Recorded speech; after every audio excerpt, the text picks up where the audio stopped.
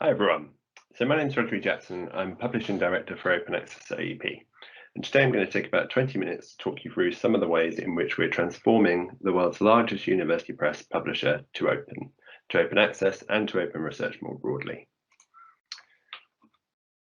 So AUP is the world's largest university press publisher of open research already. We publish more than 90 fully open access journals. To give you some context, we publish around 450 to 460 journals in total, so that's around a fifth of our journals are open access, completely open access. We publish around 1,500, 1,500 open access articles every month across our fully open access and our hybrid journals. We have an active open access monograph program as well. So I'm not really going to talk about monographs much in this presentation. I'll focus on journals, but we have already published more than 150 open access monographs, and we expect that we're going to grow that program in future years as well. We have 23 read and publish or transformative agreements in place. I'll talk more about them in the future, later in this presentation. And thinking about open research more broadly, the majority of our journals, more than 300 of them, have data availability policies in place to ensure that the data that underpins that research is as widely and easily accessible as possible. So just to focus on growth of the program over the recent years, so there's two graphs on this slide. If you look on the right-hand side, you can see that you see the growth of our fully open access journals. So I mentioned we have more than 90, and you can see how that number has grown in recent years. And I'm sure that will continue to increase, and we'll soon be publishing our 100th open access journal. On the left-hand side, you can see the growth of our open access articles, and you can see that growth has been very rapid in recent years, and we expect to publish more than 21,000 open access articles this year. For context, that's around 30% to a third of our overall publishing. So we expect to publish around 65,000 total articles this year, of which 21,000 will be open access. And I'm going to talk about some of the reasons for that growth shortly. So I think one thing that's worth mentioning is AUP's commitment to quality. So you've seen that very large growth in our open access publishing over recent years, and I think it's worth setting out how we ensure that we retain high quality while we move rapidly towards open access. So I just want to talk about three measures we have in place. So every open access article in our journals, whether that's in a fully open access journal or a hybrid journal, will go through exactly the same level of rigorous peer review as our other articles, as our non-open access articles. All of our open access journals follow the same publishing ethics as our subscription journals, and that largely means following COPE, or Committee on Publication Ethics guidelines, but also individual journals will have supplementary procedures on top of that. And importantly, any new open access journals we publish, just like any journal or book that AUP publishes, needs to go through a quality assessment step, which is called assessment by the delegates. So the delegates are a board of academics appointed by Oxford University to oversee the quality of AUP's research. So I mentioned we have more than 90 open access journals. Anytime we want to launch a new open access journal, that needs to be approved by the delegates of the press. We also make sure that all of our journals, our open access journals, are indexed in the directory of open access journals as soon as they publish enough content to apply. And we are a board member of OASPA, which is the Open Access Scholarly Publishing Association. And OASPA is an organisation we've been involved with pretty much since it started. I was on the board for some time, and now my colleague Lucy Oates is on the board. And OASPA seeks to promote best practice in open access publishing in general, and we fully support them. So thinking about open access, our priorities as a publisher around it are as follows. So we're a mission-based organisation. So AUP is a not-for-profit university press. It's owned and part of Oxford University. And our mission is to disseminate research as widely as possible, disseminate high quality research as widely as possible, with as few barriers to access as possible as well. And open access therefore fits really comfortably with that mission, and if we can publish as much of our research open access as possible, that's what we want to do. we need to make sure, though, that as we publish open access, we do so in a way that works for all the important parties we work with. So that means our researchers, our readers, and also our society partners and the customers who purchase our journals. And I'm going to focus here on the sustainability of our research publishing for our society publishing partners, because I think that's a crucial element as we move towards open. So I mentioned we're a not-for-profit, mission-based publisher. We're committed to publishing high-quality research, and those kind of principles stand for our partners as well. So we publish more than 450 journals, as I mentioned, and of those journals, around 75 to 80% of them, more than 300 of them, we publish on behalf of learned societies, scholarly societies, or other organisations. And on this slide, you can see a small cross-section of some of the many, many partners we work with across subject areas and across geographies. We think it's really important that publishers like AUP continue to exist and to thrive, and that the society partners we work with do exactly the same.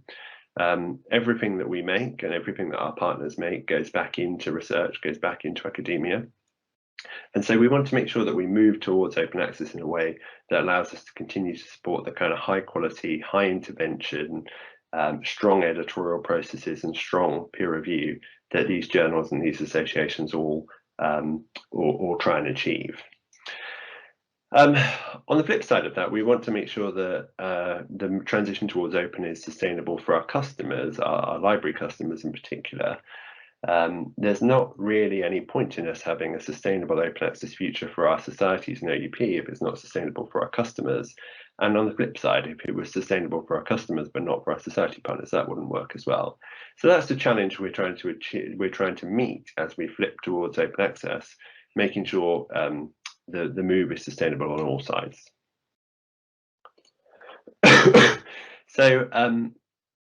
So let's think about the ways we're actually trying to transform, and broadly it's these ways. So through read and publish or transformative agreements, through flipping journals to open access, through launching or taking over fully open access journals, through investment in our open access team and our open access infrastructure and the wider open access infrastructure, and through wider open research initiatives. And I'll talk through each of these in a little bit of detail now. So first, flipping journals to OA. So for anyone who's not familiar with the phrase flip, what I mean by that is change a journal from a subscription journal to a completely open access journal. So these three journals will be doing that in 2022. You can see we're flipping journals in plant ecology, in cardiovascular and thoracic surgery, and in public health. And this is a good approach to take for journals which have a very strong, there's a really strong focus on open access in that area, where there's good funding support for open access, where authors are familiar with open access, and we think the journal can thrive in an open access situation. We also flipped around 3 journals in 2021, and we're currently working on our pipeline for 2023 and 2024 to flip journals to open access in those years as well. We're also launching titles and taking them over. So in 2022, we'll take over 4 open access journals who are joining us from other publishers. They're listed on the slide there, and we're very excited that they'll be joining AUP from next year. But we're also launching open access journals where relevant. So between the summer of 2021 and the start of 2022, we'll be launching 11 open access journals. Some are already launched, some are still to come. I've highlighted a few on this slide here. So Pnas Nexus we're really excited about. Pnas, you may well be familiar with Pnas, which is the Proceedings of the National Academy of Sciences of the US. That's a really prestigious journal, and the National Academy of Sciences chose to work with AUP to launch Nexus, which is going to be their first open access journal. And we think that's going to be a really, really good journal publishing some very high quality and interdisciplinary research. I'm also focusing briefly on the Oxford Open series. So Oxford Open is OUP's flagship open access, OUP's flagship owned open access series. So these are journals we're launching ourselves. We already have titles in immunology, material science, and climate change. And this year we've launched journals on economics and energy. With these journals, we're trying to innovate as much as possible. So trying to really use the opportunities of open access publishing, new publishing, to launch products that do different things and meet different needs to perhaps journals that have existed in the past. And we're really keen to see how that goes. And there'll be more Oxford Open journals in the future as well. And finally, I just wanted to talk quickly about Jsprm. That stands for Journal of Surgical Protocols and Research Methodologies. So that's interesting because that's publishing kind of non-traditional research. So it's publishing surgical protocols and also research methodologies, rather than, say, original articles, review articles or research articles. And I think it's really important, again, that we use the opportunities presented by open access and by online publishing as well to try and experiment with publishing different types of research outputs as well. So one of the major ways, so I mentioned flipping journals is one way to move towards open access, but it's not always an achievable way for every journal, where maybe the funding support for open access in that area is not so strong. Read and publish or transformative agreements are a really good way of incrementally moving towards open access. And some of that big growth you saw in our open access articles will have come through read and publish agreements. So for anyone who's not familiar with the term read and publish or transformative agreements, it's very simply talking about how where previously a customer, so that customer could be an individual institutional library, or it could be a consortium of libraries, will have separately paid to subscribe to journals, but also their authors may have paid to publish open access in those journals. In a read and publish agreement, the institution or consortium seeks to bring those two together into one read and publish deal. And also generally through those deals, we'll agree a much higher percentage of content open access than has been the situation in the past. So that's a read and publish agreement. We have 23, as I mentioned, in place around the world. This map shows where they are geographically. The yellow pins are where we already have a deal in place. The red pins are where we're currently in some level of negotiation with customers, and that can be very early stages or very close to agreement. In fact, the red pin you can see in Australia should be a yellow pin, because we just recently concluded a new read and publish agreement for 2022 with Australian and New Zealand libraries. You can see that most deals are concentrated in Europe. The push for read and publish or transformative agreements has really come from Europe, but we are seeing rapidly expanding interest in read and publish deals from outside of Europe, and we already have some deals in place, as you can see.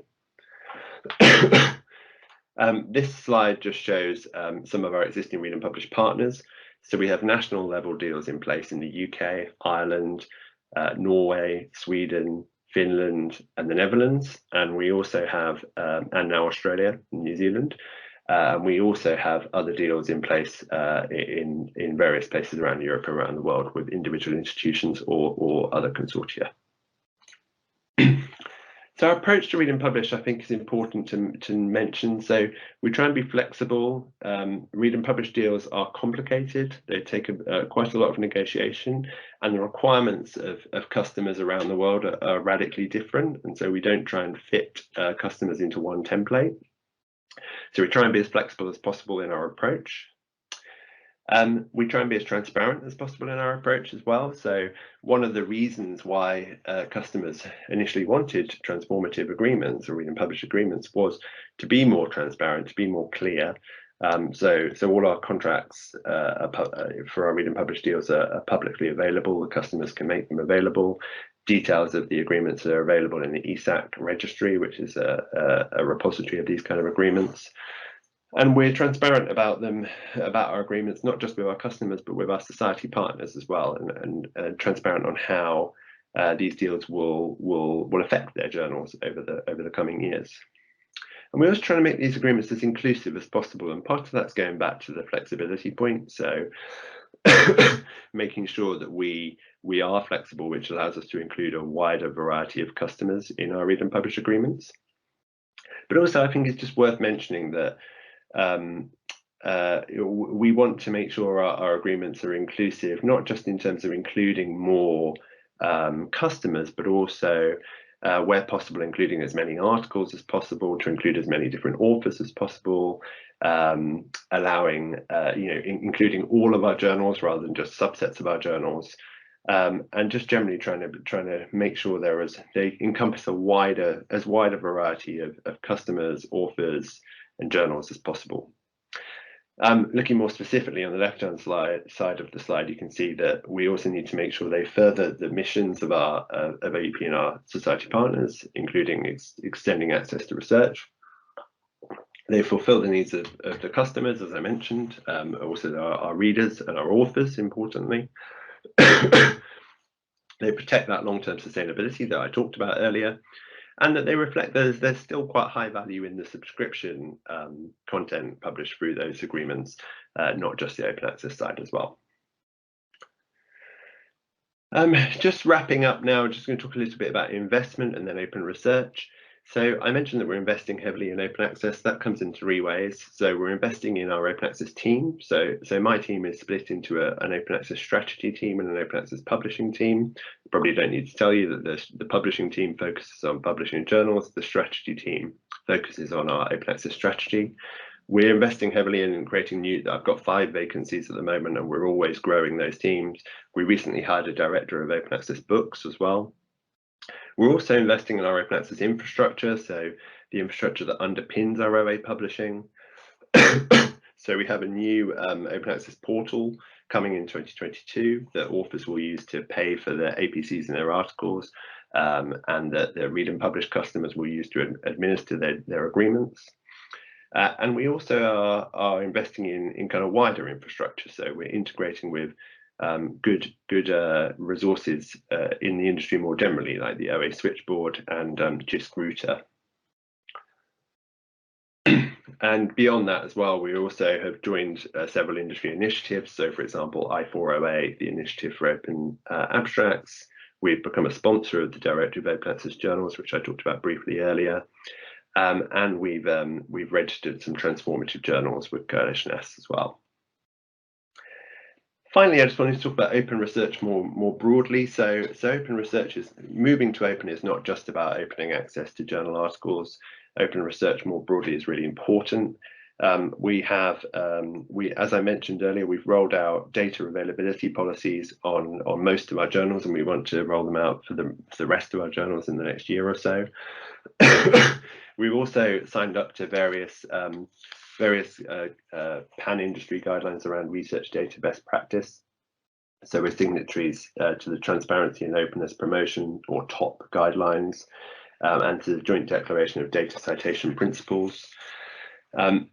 We think it's really important that there's very clear links between research articles and the data that supports them. So we really support data availability clarity wherever possible. We also have been working to ensure better integration with preprint servers, so organizations like bioRxiv and medRxiv for our authors, so they can more easily submit their articles straight from those servers to our journals. Better integration with data repositories like Figshare and Dryad as well. And we're also looking at various innovations in peer review, so various forms of transparent peer review, open peer review, which we think will be really important in the future, and that's one of the things we've been doing on some of the Oxford Open journals, for example, as well. I mean, we could talk for a long time about open research. We could do a whole other presentation on it, but these are some of the immediate things we're doing, and you can see on the left-hand side of the slide some of the key principles behind open research. So making research more transparent, making it more efficient, so removing duplication, speeding up the research process, and importantly, enhancing reproducibility. So that's the end of my presentation. It's just a very quick whip through AUP's approach to transforming to open. I hope you found it useful. I'm sorry that I have a cough, so apologies for coughing through the presentation, but I hope it didn't distract from it too much.